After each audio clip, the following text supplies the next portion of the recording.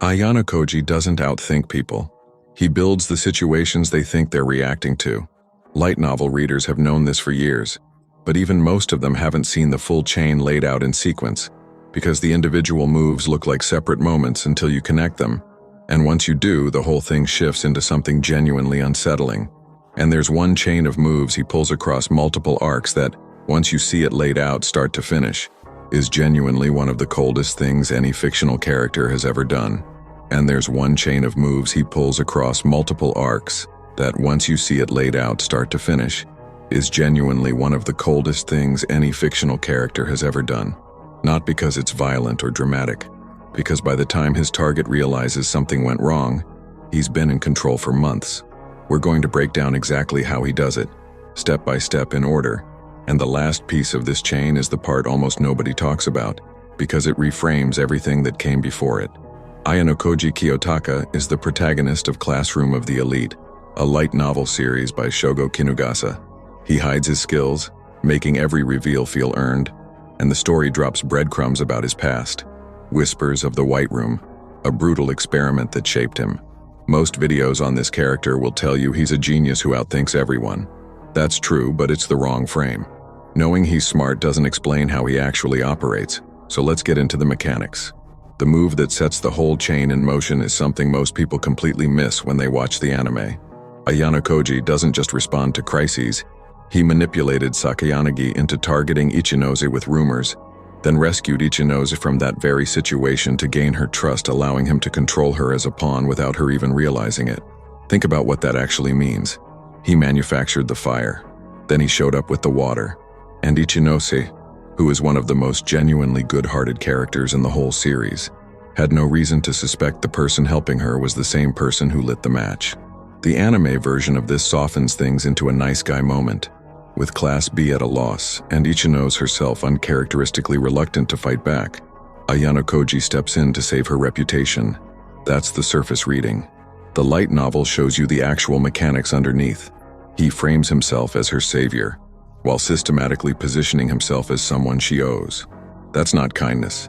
That's a slow, patient demolition of her independence, dressed up as support. And here's the thing. That's only step one, because the payoff doesn't come right away. It comes months later, and when it does, it's brutal. The engineered Ichinose situation eventually caused her Class B to collapse to the bottom ranking, which Ayanokoji later took advantage of by puppeteering a potential rebellion and manipulating the loyal Kanzaki to turn on Ichinose, effectively creating a puppet state within Class B. Let that sit for a second. He did one thing, set up a rumor through Sakayanagi, and the downstream consequence, managed carefully over time, was that he gained structural control over an entire rival class. Kanzaki, who was one of Ichinose's most loyal allies, ends up being the instrument of her undoing, and Ayanokoji is the one who played him like that. That's not chess. Chess is a few moves ahead. This is closer to behavioral engineering, predicting how people will react to pressure, then applying that pressure at exactly the right time and letting the dominoes fall. Which brings us to the second thing he does that's genuinely hard to wrap your head around. Ayanokoji manipulated and planned out Ryuen's actions, thoughts, ideas, and strategies months in advance before ultimately defeating him and completely crushing Class C. And the way that defeat lands is deliberate too. Ryuuen was overly arrogant and aggressive because he did not know fear. But after losing to Ayanokoji and accepting his advice while swallowing his anger, his strategy became more elaborate and the class noticed Ryuuen had changed. Ayanokoji didn't just beat Ryuuen. He used the defeat as a tool to force Ryuen's development.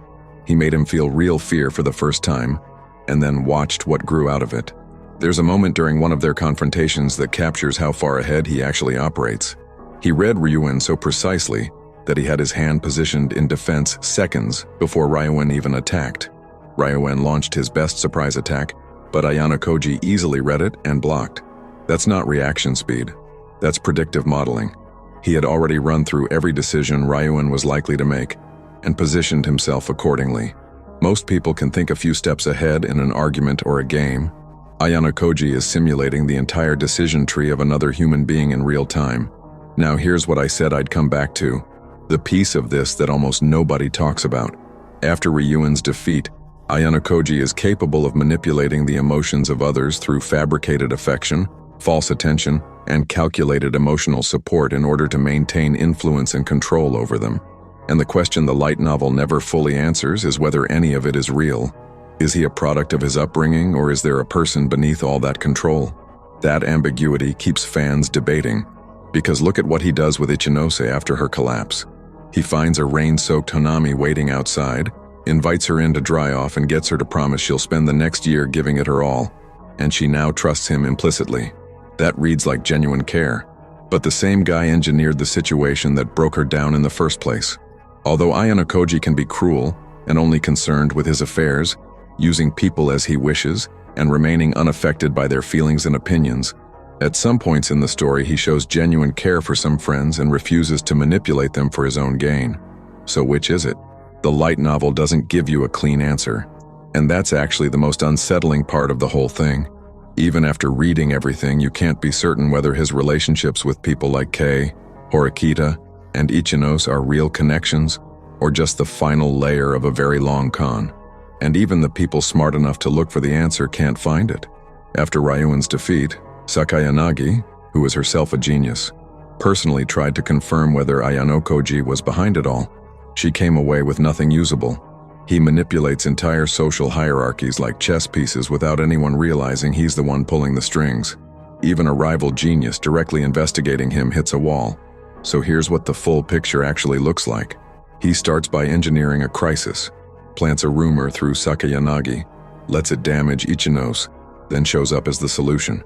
That earns him trust and access. Months later, that access lets him collapse Class B from the inside, flipping Kanzaki against Ichinose and building effective control over a rival class. Parallel to all of this, he's running the same long-range behavioral model on Ryuuen, mapping out his actions months in advance, engineering his defeat in a way that forces his growth, and doing it so cleanly that even Sakayanagi can't pin it on him afterward. The protagonist purposely seeks to remain in the shadows while indirectly shaping events through his superior intellect and strategic manipulation. That's the official description. But the reality is stranger than that. He's not just staying in the shadows. He's building the shadows, then handing them to other people and watching what they do inside them. And the question of whether any of it is real, whether the care he shows Ichinose after breaking her, or the way he quietly pulls strings for Horikita, or the relationship with Kei, whether any of that is genuine or just the deepest layer of the same method, that's the thread the series never fully resolves. If you've got a take on that, drop it in the comments. Seriously, the debate on whether Ayanokoji actually develops real connections or whether he's just running a longer con than anyone realizes is one of the best arguments in this whole fandom, and I want to see where you land on it.